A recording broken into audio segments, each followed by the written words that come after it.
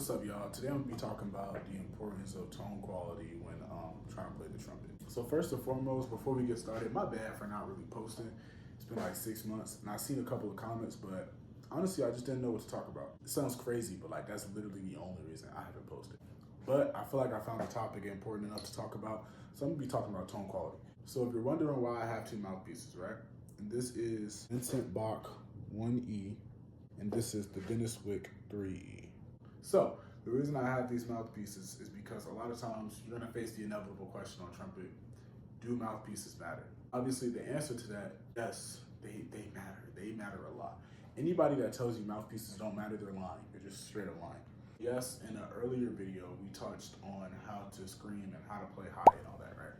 But my freshman year of college, I learned that it's a difference between playing high and screaming. And what I believe the difference between these two things lies in tone quality.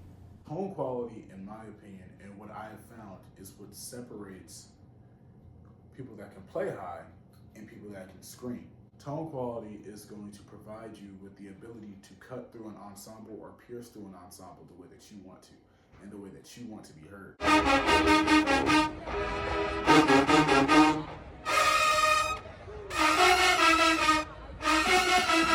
So of course, a logical question would be, okay, how do I better my tone quality, and what's an example of tone quality? So here's an example of it.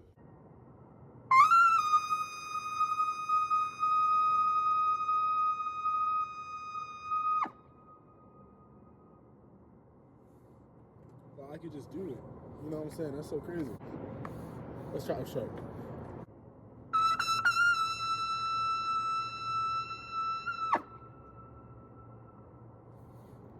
And then here's an example of bad tone quality from my freshman year. So funny thing is, my freshman year, I actually had better range than I do currently. But my tone quality was not nowhere near where I needed it to be in order to be properly heard in an ensemble or a big band setting like we are obviously speaking on. So the logical question would be, how do I better my tone quality? How do I get that more broad, more aggressive sound so I can be heard? And with that, I would say mouthpieces matter.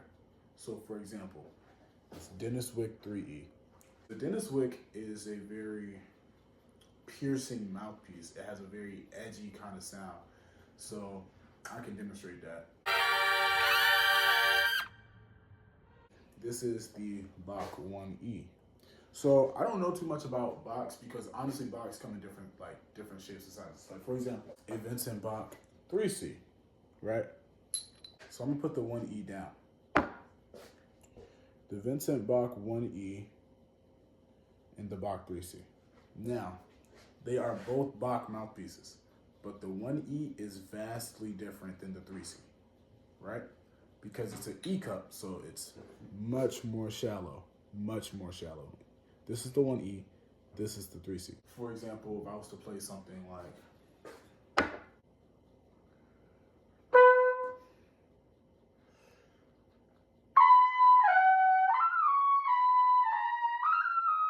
it's a lot more easy, right? Now, if I was to pick up the 3C and try that,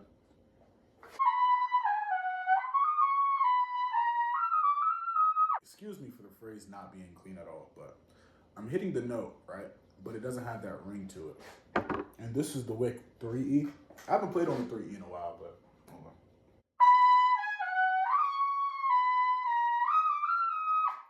Again, excuse the phrases being dirty on my behalf, but I'm not going to keep playing it just to get a clean phrase for an example. I know I can play that. The tone quality is slightly different on all these mouthpieces. In my opinion, this one has a more piercing sound, the Wick 3E. The 1E gives me a more broader sound, like a kind of fatter sound. The 3C is more open, but it's not as piercing. So yeah, mouthpieces. Okay, so now that we covered mouthpieces, the second exercise I would recommend is playing quietly while maintaining the tone that you want. And I'll drop an example. And the reason we're going to do this is because it teaches you efficiency behind highs and phrasing, while at the same time, in case you do need to open up your sound in a larger ensemble, you know exactly how to do that since you spent all your time playing quietly and building efficiency behind what you're doing. And again, I'll show an example of this.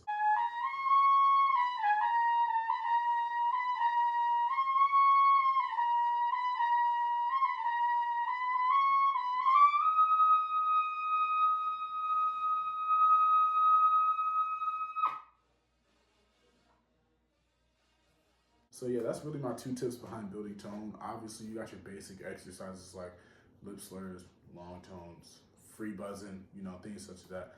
But this is something I wanted to recommend. That's pretty much all I got for you guys today. Let me know if you guys want me to touch on any other topic. Maybe I can think of something to talk about in the meantime. But yeah, I hope you guys enjoyed and I hope you found this helpful. If so, like, subscribe, all that stuff.